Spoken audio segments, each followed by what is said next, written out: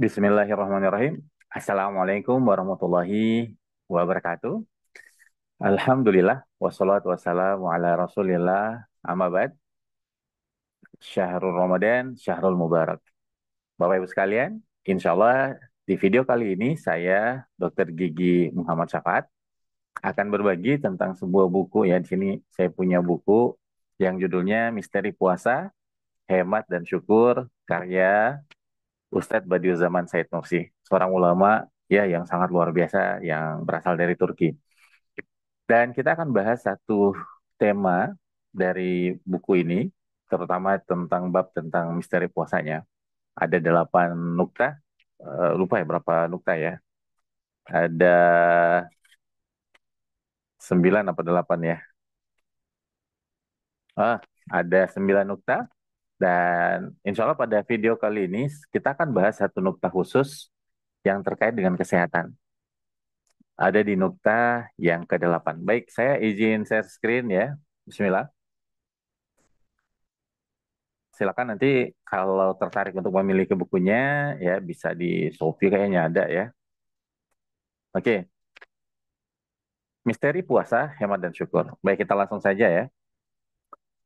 Ini salah satu yang saya suka dari buku-buku beliau nih, Ustadz Badiuzzamani Said Nursi, karena bisa membawa cita rasa iman dalam setiap aktivitas kita gitu ya. Mau aktivitas ibadah, mau aktivitas sehari-hari. Dan insya Allah di video kali ini kita akan bahas satu buku khusus temanya tentang puasa, Risalah Ramadan. Nah ini ya, di awalnya ini beliau ya, ini salah satu pembuka ya, kalimat pembuka diawali dengan ayat ya, Bismillahirrahmanirrahim. Syahr Ramadan alladzi unzila fihi al-Qur'anu hudan lin-nasi wa bayyinatin minal huda wal furqan. Bulan Ramadan adalah bulan yang di dalamnya Al-Quran diturunkan sebagai petunjuk bagi manusia, sebagai penjelas tentang petunjuk dan pembeda antara yang hak dan batil. Puasa Ramadan termasuk rukun utama di antara rukun Islam yang 5. Ia juga termasuk syiar Islam yang paling agung. Jadi Ramadan ini mensyiarkan seluruh dunia tentang kemuliaan Islam. Di samping ditujukan untuk menampakkan rububiyah Allah Subhanahu wa taala. Jadi rububiyah Allah ya, tentang bagaimana pengaturan Allah, siapapun kaum muslimin yang memiliki akal dan jiwa yang sehat akan sadar bahwa tubuh ini bukan milik kita, ada yang memilikinya dan yang memilikinya bisa mengaturnya sesukanya. Buktinya apa? Buktinya ketika jam ya sahur sudah selesai, azan berkumandang, semuanya berhenti makan. Nggak ada yang berani untuk makan. Yang punya akal dan punya jiwa yang sehat, orang yang beriman. Suruh puasa dan sepanjang puasa nggak ada satupun orang yang beriman yang berani minum. Nggak ada yang berani makan. Karena Allah mengatur nggak boleh makan, nggak boleh minum di siang hari. Bahkan untuk orang-orang pilihan Allah, ya, bahkan untuk melakukan ya marah, kecewa, kecewa, kesal ya dan perasaan-perasaan negatif yang lainnya benar-benar dihilangkan. Ya, dengki, gibah benar-benar dijauhi.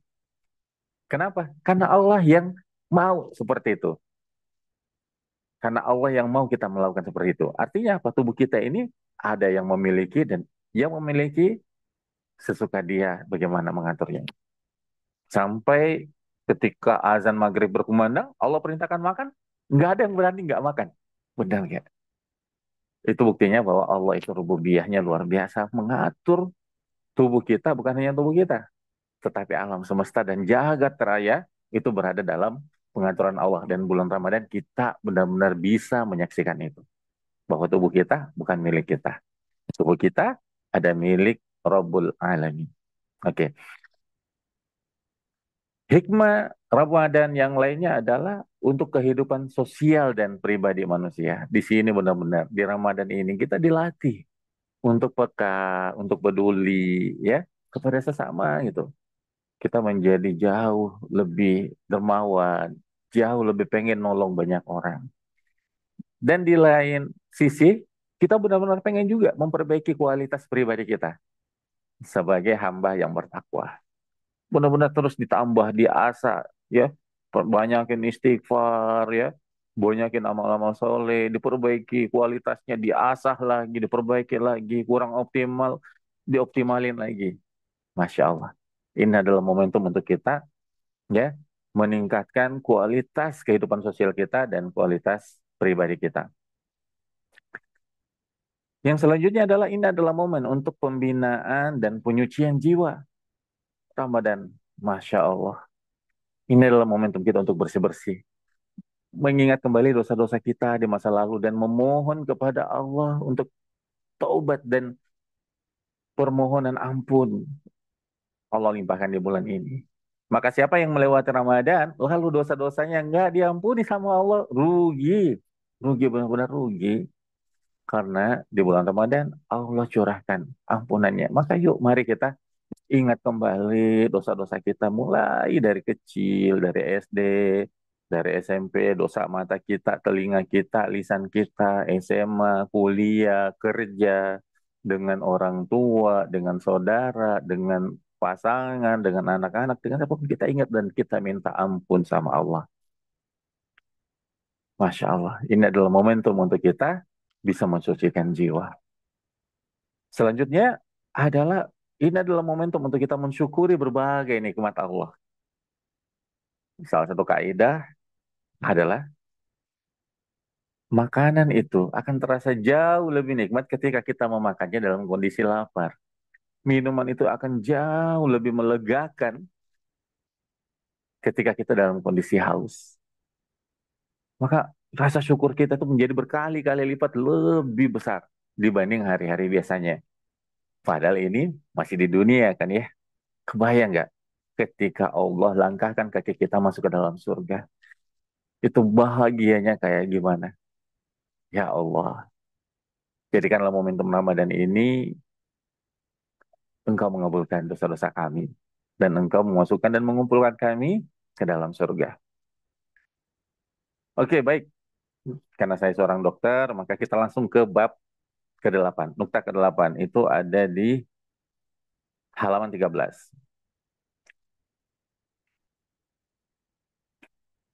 Nukta ke-8. Saya akan baca dulu, lalu kemudian kita ambil hikmahnya setiap kalimat-kalimat Ustadz Badiul Zaman ini. Nukta ke-8. Salah satu hikmah dari sekian banyak hikmah puasa Ramadan yang terkait dengan kehidupan pribadi manusia terangkum sebagai berikut. Puasa merupakan salah satu bentuk pengobatan ampuh bagi manusia, yaitu sebagai diet jasmani dan rohani. Penelitian sudah sangat banyak menjelaskan bahwa puasa itu mampu menyehatkan dan menyembuhkan berbagai macam penyakit. Bahkan ada yang mendapat Nobel karena meneliti tentang puasa. Bahkan ada rumah sakit khusus di Jerman namanya Bajenger Klinik yang terapi utamanya adalah puasa. Ini sudah terbukti secara medis menyembuhkan penyakit-penyakit yang ada di badan. Dan ini disyariatkan oleh Allah sejak 1400 tahun yang lalu. Masya Allah ya, betapa sempurnanya agama ini. Bisa menyembuhkan semua penyakit jasad. Begitu juga dengan penyakit jiwa. Ya, marah, dengki, kecewa, kesal, sedih. Ini adalah momentum untuk menyembuhkannya. Momentum untuk menyembuhkannya. Karena penyakit-penyakit psikis ini itu juga akan pengaruh ke fisik kita ketika kita tidak obati. Maka luar biasanya Islam dengan puasa bisa menyembuhkan penyakit fisik kita, penyakit jasadia kita, dan penyakit ruhiyah kita. Kita lanjut ya. Hal itu sebagaimana telah diakui oleh ilmu kedokteran. Sebab ketika nafsu manusia ingin bebas dalam urusan makan dan minum, ia akan mendatangkan sejumlah bahaya fisik dalam kehidupan pribadinya. Demikian halnya ketika manusia melahap apa yang berada di hadapannya tanpa peduli apakah halal ataukah haram. Maka ia akan meracuni kehidupan maknawinya hingga nafsunya sulit untuk taat kepada kalbu dan ruh. Nafsu ini mengambil alih kendali dengan bebas merdeka tanpa mengetahui arah tujuan. Manusia tak bisa lagi mengendalikannya, malah ia yang mengendalikan manusia. Ketika kita membiarkan diri kita untuk makan apa saja yang ia mau, nggak peduli lagi apakah itu halal atau haram, syubhat, berlebihan, makannya buru-buru, makannya rakus, nggak peduli lagi tuh. Maka apa yang terjadi ketika nggak peduli terhadap aturan yang Allah perintahkan tentang tata cara makan, hawa nafsu akan mengendalikannya. Dia akan dikendalikan oleh hawa nafsu dan hawa nafsu ini akan ditunggangi oleh setan, ya. Sehingga akhirnya ketika tubuh ini sudah dikendalikan oleh hawa nafsu, dia nggak akan bisa tunduk lagi terhadap akal dan ruh, kolbu dan ruh. Dia sudah teracuni. Dia sudah apa ya? Nggak peka lagi dengan ketaatan-ketaatan. Berat sekali melakukan ketaatan. Tapi ketika dosa dan maksiat, kayak pengen gitu, nggak bisa dihindarkan gitu. Pokoknya nggak tahan banget, kayak pengen banget. Nah, itu artinya nafsu sudah menguasai kalbu dan ruh. Yang diawali dengan memperturutkannya, membiarkannya makan apa yang ia mau. Jadi itu kenapa kita perlu ya mengikuti petunjuk Allah tentang pola makan dan pola minum karena sudah ada aturannya. Ya, menariknya Bapak Ibu, adapun pada bulan Ramadan, nafsu manusia itu terbiasa melakukan sejenis diet lewat puasa dan berusaha dengan sungguh-sungguh melakukan penyucian dan latihan serta belajar untuk menaati perintah. Di bulan Ramadan, nafsu tunduk dan takluk, ya, tunduk dan takluk. Dengan sungguh-sungguh ya melakukan penyucian dan latihan serta belajar untuk menaati perintah. Mau nggak mau, dia akan menahan diri untuk taat pada perintah. Karena itu, ia tidak terkena berbagai penyakit yang diakibatkan oleh penuhnya perut dan penumpukan makanan. Sehingga pada bulan Ramadan, ya, dia tidak akan ya terkena berbagai penyakit yang diakibatkan penuhnya perut dan penumpukan makanan. Asalkan ingat, cara sahur dan berbukanya benar juga. Menahan diri juga, jangan sampai ya puasanya yang menahan diri, tetapi sahurnya nggak menahan diri, makannya bablas gitu ya, karena kan kepikiran nanti kan puasa lama gitu kan. Akhirnya udah makan bebas aja, pokoknya kita kita biar kuat gitu ya puasanya, makan banyak. Nah itu salah juga, gitu lah. Nggak puasa sahurnya gitu, maksudnya nggak menahan diri gitu. Begitu juga dengan berbuka tuh. Kadang kita godaannya, tadi kan udah puasa lama gitu, maka ayo kita balas gitu. Nggak juga, salah juga kalau gitu. Ya, sahur kita itu ada panduannya. Ni'matus suhur mu'min at-tamar. Sebaik-baik sahurnya orang yang beriman adalah kurma. Ya minimal ada kurmanya gitu ya. Walaupun masih makan nasi lauk sayur, tapi ada kurmanya. Makannya nggak buru-buru, makannya nggak rakus, makannya nggak berlebihan, makannya menghadirkan rasa syukur. Maka insya Allah sahurnya akan memberikan energi untuk kuat puasanya. Ya, begitu juga untuk berbuka konsepnya sama. Makannya nggak boleh buru-buru, makannya nggak boleh rakus, makannya nggak boleh berlebihan. Hadirkan rasa syukur saat makan, maka akan jadi cepat kenyang. Yang dimakan nggak bisa banyak saat berbuka. Dan apa yang terjadi ketika sahurnya benar, puasanya benar, ya dari sahur sampai berbuka, berbukanya benar. Dan itu berlangsung selama 1 bulan. Masya Allah, keberkahan kesehatannya luar biasa. Kita lanjut ya. Karena ia tidak terkena berbagai penyakit yang diakibatkan oleh penuhnya perut dan penumpukan makanan, ia siap mendengar sejumlah perintah yang bersumber dari akal dan syariat. Ia juga tidak mau jatuh ke dalam hal yang haram lewat upayanya meninggalkan yang halal. Serta ia berusaha tidak merusak kehidupan maknawinya. Momentum Ramadan adalah momentum kita untuk hijrah. Momentum kita untuk berbuat baik. Momentum kita untuk menata kembali hidup ini. Refresh lagi. Kita ulang lagi. Kita mohon ampun selama 1 tahun atas kesalahan kita, dan kita nggak mau ya melakukan kesalahan di Ramadan ini gitu. Karena ini adalah bekal kita untuk 11 bulan selanjutnya lagi. Jadi kita perbaiki lagi. Benar-benar hindari yang haram. Benar-benar hindari yang syubhat. Ya. Benar-benar menjaga ketaatan. Benar-benar kita belajar lagi. Dan luar biasanya di Ramadan itu adalah kita menjadi jauh lebih peka terhadap bacaan-bacaan Al-Quran, makna-makna dari setiap ayat, dari setiap bacaan sholat, dari setiap zikir, dari setiap buku, itu akan jauh lebih mudah untuk kita pahami. Ya, ketika kita mencintai yang halal, yang berkah, dan benar-benar menjauhi yang haram, ya, maka Allah akan masukkan ke dalam jiwa kita untuk benar-benar ya sangat-sangat merasakan nikmat dari sesuatu yang halal dan penuh dengan berkah. Kemudian, pada umumnya kebanyakan orang yang diuji dengan rasa lapar, karena itu mereka membutuhkan latihan, yaitu dengan cara lapar yang melatih manusia untuk bisa bersabar dan bertahan.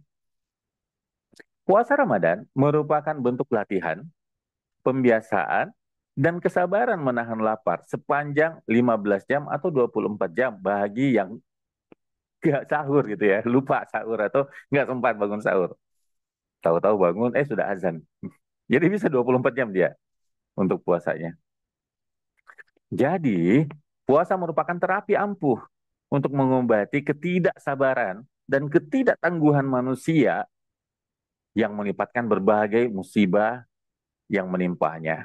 Nah, jadi kehidupan kita ini, suka tidak suka, mau nggak mau, ya, pasti akan penuh dengan ujian dan cobaan.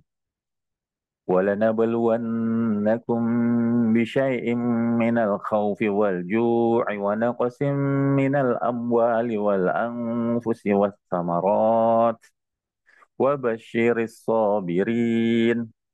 Setiap kita pasti Allah akan uji. Walanabluwannakum. Allah pasti akan uji dengan ujian-ujian yang memberatkan jiwa, harta, rasa sedih. Ya, itu udah ujian dari Allah untuk melihat kualitas kita tuh apakah benar-benar kualitas pilihan Allah atau ya cuma cuma katanya doang beriman gitu ya. Mengaku beriman doang gitu. Maka Allah akan uji, pasti akan uji. Dan ketika kita sudah berlatih Ramadan ini untuk berpuasa, sabar, jiwanya jadi tenang, sabar, jiwanya tenang, sabar, jiwanya tenang, begitu terus sebulan penuh, maka jiwa kita menjadi sosok jiwa yang tangguh. Ya, kita menjadi sosok jiwa yang sabar. Sehingga kita berharap apapun ujian yang Allah berikan kita bisa terima dengan lapang dada. Di samping itu, perut berposisi sebagai pabrik yang memiliki banyak pekerja dan pelayan. Ya, ada lambung, ada usus, ada liver, ginjal, jantung, dan lain sebagainya. Dan dia bekerja terus 24 jam bertahun-tahun. Kalau kita usia yang sudah 30 tahun, 40 tahun, dia bekerja sudah lebih dari itu karena dari dalam kandungan udah bekerja, ya, terus bekerja, nggak pernah berhenti karena kalau berhenti udah lewat lah kita ya. Nah, dalam diri manusia terdapat sejumlah perangkat yang memiliki hubungan dengannya. Jika nafsu tidak diistirahatkan sejenak di waktu siang selama 1 bulan tertentu, ia akan membuat para pekerja dan pelayan tadi lupa terhadap ibadah mereka, membuat mereka sibuk dengan keinginannya, serta menjadikan mereka berada di bawah kendalinya. Hal ini tentu akan membingungkan perangkat dan indera di atas, serta mengacaukan. Mengacaukannya disebabkan oleh suara bising pabrik dan asapnya yang tebal. Semua pandangan akan tertuju padanya sehingga lupa akan tugas mulia yang ada. Karena itu, banyak para wali yang solih biasa melatih diri untuk makan dan minum sedikit guna naik ke tangga kesempurnaan. Tubuh kita ini terus bekerja, bekerja, bekerja. Kalau kita nggak berikan jeda untuk berhenti sejenak, ya, beristirahat gitu ya dengan puasa, maka dia akan kelelahan. Jiwa kita pun terus kerja gitu ya. Kalau misalnya kerjain dalam ketaatan, ya, maka insya Allah akan jadi pahala. Tapi berlebihan dalam kata pun juga nggak dianjurkan. Akan perlu ada istirahatnya juga supaya ada keseimbangan, ya, ada keseimbangan. Dan kita seperti itu memang perintahnya. Kita adalah umat pertengahan. Nah, ketika kita tidak memberikan jeda, maka tubuh ini akan kelelahan. Tubuh ini akan lupa bahwa tugas utamanya itu adalah taat sama Allah, taat sama perintah Allah, bukan taat pada hawa nafsu, keinginan makan, tidur, harta, dunia gitu. Maka Ramadan ini adalah momentum untuk mengistirahatkan pikiran, jiwa, fisik, tubuh kita semuanya agar bisa kembali ke tugas utama, yaitu penghambaan kepada Allah Subhanahu wa taala. Nah, dengan datangnya bulan Ramadan, para pekerja itu sadar kalau mereka itu tidak diciptakan untuk pabrik semata. Namun perangkat dan indera itu juga merasakan sejumlah kenikmatan maknawi di bulan Ramadan yang penuh berkah. Ya, mata kita benar-benar hanya melihat yang baik-baik saja. Kita akan lebih cenderung melihat bacaan Al-Quran.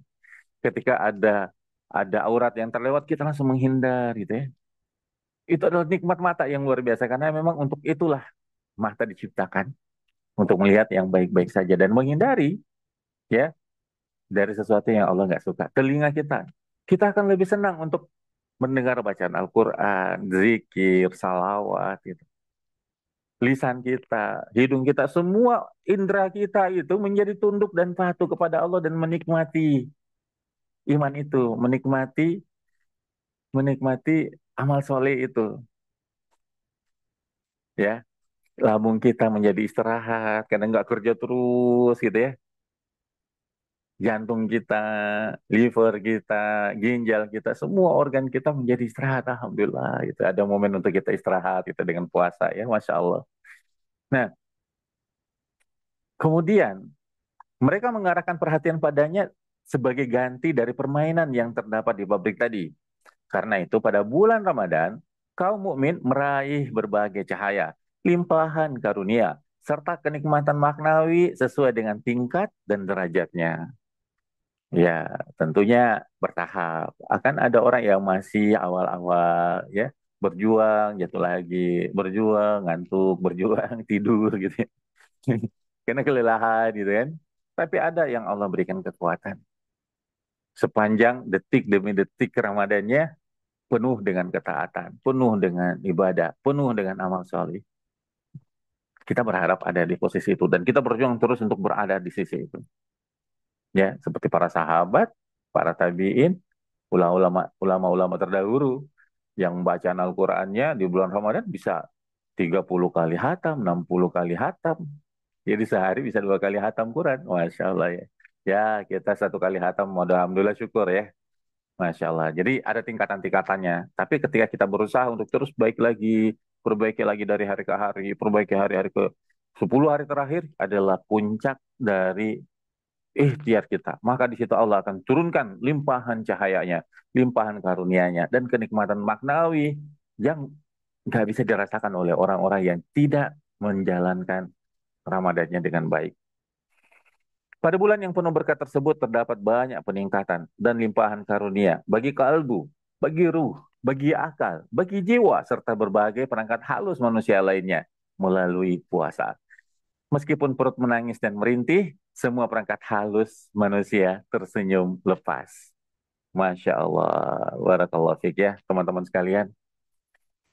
Ramadan adalah momen bagi kita untuk kembali pulang, kembali sadar bahwa Allah menghadirkan kita di dunia bukan tidak ada maksud dan tidak ada tujuan.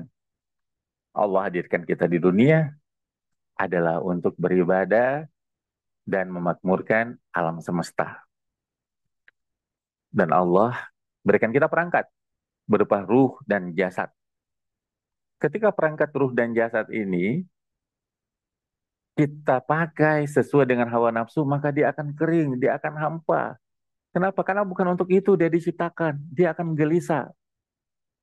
Tapi Ramadan ini menyadarkan kita bahwa tubuh ini bukan milik kita. Jasad ini bukan milik kita. Ada Allah yang mengaturnya. Ada sahur jam sekian, habis itu nggak boleh makan, nggak boleh minum. Berbuka jam sekian, nggak boleh nggak batal puasanya saat itu. Ya, nggak bisa terus-terusan gitu ya, mentang-mentang kuat. Nggak ada. Nggak, karena Allah yang mengatur seperti itu. Dan ketika kita mengatur tubuh kita, seperti Allah mau kita mengatur tubuh kita. Ya, kita berpuasa sebagaimana Allah ingin kita berpuasa seperti itu. Kita sahur sebagaimana Allah kita pengen sahur seperti itu. Kita kemudian berbuka sebagaimana Allah mau kita berbuka seperti itu. Kita salat tarawih, salat tahajud, sedekah, dan lain sebagainya seperti yang Allah mau kita seperti itu.